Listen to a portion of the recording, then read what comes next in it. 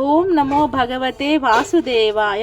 మాఘ మహాపురాణం 17వ అధ్యాయం.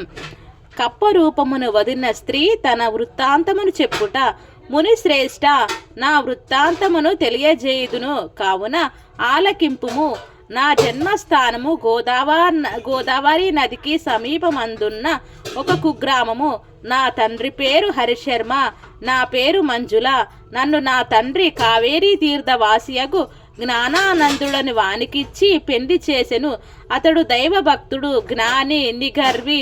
మాకు వివాహమైన వెంటనే అతని వెంట కాపురముకు వెళ్ళినాను. మరికొన్నాళ్లకు మాఘము ప్రవేశించినది. ఒకనాడు నా భర్త సఖి మాఘమాసం ప్రవేశించినది. మాఘమాసం చాలా పవిత్రమైనది. దీని మహత్తు చాలా విలువైనది. నేను నా చిన్నతనము నుండి ప్రతి సంవత్సరము మాఘ స్నానములు చేయుచున్నాను. నీవు నా భార్యవు కావున నీవును ఈ మాఘమాస వ్రతమును ఈ కావేరీ నదిలో స్నానమాచరింపుము. ప్రతిదినము ప్రాతకాలం నిద్ర నుండి లేచి కాలకృత్యములు తీర్చుకొని సమయమునకు తెల్లవారి సూర్యోదయమగును. సూర్యుడు ఉదయించిన వెంటనే నదికి పొమ్ము. నదిలో స్నానము చేయుము. ప్రభాత సూర్యునికి నమస్కరించిన తరువాత నది ఒడ్డున విష్ణువు యొక్క చిత్రపటం పెట్టి పువ్వులతోనూ మంచి గంధము అగరు ధూప దీపాలు వెలిగించి స్వామికి కంఠశక్కర పటిక బెల్లం నైవేద్యం ఇచ్చి నమస్కరింపుము. తరువాత తులసి తీర్థం తీసుకొని లోనికి తీసుకొనుము. తలకు రాసుకొనుము. మన కుటీరమునకు వచ్చి మాఘ పురాణమును రోజుకొక అధ్యాయం చొప్పున పఠించుము. దీని వలన నీకు చాలా ఫలము కలుగును. నీ 5వ తనము చల్లగా ఉండును అని హితబోధ చేసెను. నేనే అతని మాటలను వినిపించుకోక రుసరుసలాడి అతనిని నీచముగా చూచి తిని. నా భర్త శాంత స్వభావుడు అయినను నేను హద్దు మీరి మాటలాడితే అతనికి కోపం వచ్చి శపించాడు. ఓసి మూర్ఖురాలా, నా ఇంటికి వచ్చిన నా వంశాన్ని ఉద్ధరిస్తావనుకున్నాను. ఇంత దైవద్వేషివని నాకు తెలియదు. నీవిక నాతో నుండ తగవు. మాఘమాస వ్రతము నీకింత నీచంగా కనిపించినదా? సరియే, నీ పాపము నిన్నే శిక్షించును. కావున నీవు కృష్ణానది తీరమునందు ఉన్న రావి చెట్టు తొర్రలో మాండూక రూపంలో నుండువు గాక అని నన్ను శపించాడు. వారి సింహ గర్జనకు వణికిపోయి తిని, వారి శాపమునకు భయపడిపోయి తిని, వారి రౌద్రకారమును చూడజాలక పోతిని. నాకు జ్ఞానోదయం కలిగినది. నా తప్పు నేను తెలుసుకున్నాను.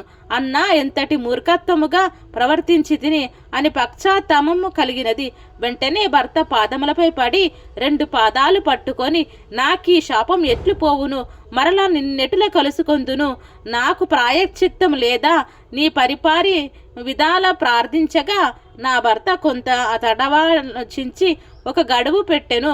అది ఏమనగా, గౌతమ మహర్షి గోదావరి తీరమందున ఉన్న తన ఆశ్రమము నుండి ఉత్తర దేశ యాత్రలు చేయుటకు బయలుదేరి తిరిగి మాఘ శుద్ధ దశమి నాటికి కృష్ణానది స్నానం చేయుటకు వచ్చెదరు.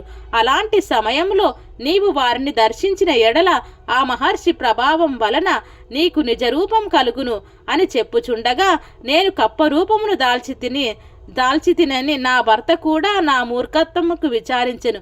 నేను కప్పరూపంలో గెంతుకుంటూ కొన్ని దినాలకి కృష్ణానది తీరమునున్న ఈ రావి చెట్టు తొర్రలో నివాసం ఏర్పరచుకుని జీవించుచు మీ రాక కోసం ఎదురు చూచుచున్నానని, ఇది జరిగి ఎంతో కాలమైనదో నాకు తెలియదు అని తన వృత్తాంతం గౌతమునికి తెలియజేసెను. అమ్మాయి, భయపడకము. నీకు శాపం కలిగి 1000 ఏండ్ల పైగా అయినది. ఇంతకాలం నీవు అనేక కష్టములు పడి 1000 ఏండ్లు నీ భర్తయును ఏకాంతముగా చాలా కాలము జీవించి హరినామ సంకీర్తనలు చేయుచు మృతుడాయను. అతడిప్పుడు వైకుంఠంలో ఉన్నాడు. నీవు తన మాటలు వినినందున ఎంత కష్టపడినావో తెలిసినది కదా. మాఘమాస ప్రభావం అసామాన్యమైనది. సకల సౌభాగ్యాలు, పుత్ర సంతతి, ఆరోగ్యం కలుగుటకే గాక మోక్ష సాధనమైనటిది కావుడా దీనికి మించిన మరి ఒక వ్రతము లేదు. విష్ణుమూర్తికి ప్రియమైనది వ్రతము. ఇటువంటి వ్రతమాచరించమని నీ భర్త ఎంత చెప్పినను వినిపించుకొననైతివి. నీ భర్త దూరదృష్టి గల జ్ఞాని. అతని గుణగణాలకు సంతసించేటి వారు నిన్ను పెండ్లియాడిన తర్వాత తన వంశాభివృద్ధి చేసుకొనవలనని ఆశతో నుండినాడు. కానీ నీ వలన అతనికి ఆశలన్నీ నిరాశలైపోయినవి. నీ మూర్ఖత్వం వలన నీ భర్తకు కోపం కలిగి నిన్ను శపించవలసి వచ్చును. నిన్ను నీళ్లలో స్నానం చేయమన్నాడు, నీవు చేయనన్నావు. అందులకు నీకు నీరు దొరకకుండా చెట్టు త్వరలో జీవించమని శపించినాడు. ఈ దినము నా సమక్షంలో దైవ సన్నిధిని పడినందున నీ భర్త శాపం ప్రకారం మరలా నీ నిజరూపం పొందగలిగినావు.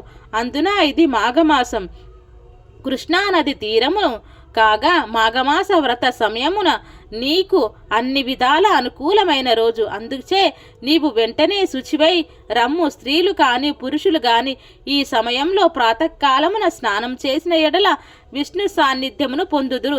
ఎవరైనా తెలిసి గాని తెలియక గాని మాఘశుద్ధ సప్తమి, దశమి, పౌర్ణమిల యందు పాడ్యమి రోజునను నదీ స్నానం ఆచరించిన ఎడల వారి పాపములు నశించును.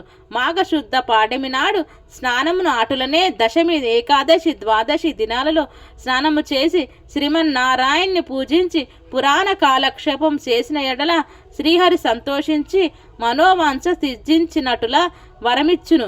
భక్తి శ్రద్ధలతో మాఘ పురాణం వినిన మోక్షప్రాప్తి కలుగును అని గౌతమ ముని ఆ ముని వనితతో చెప్పినట్లుగా ముని మహేశ్వరుడు పార్వతితో ఈ కథ చెప్పెను. మాఘ మహాపురాణం 17వ అధ్యాయం సంపూర్ణ.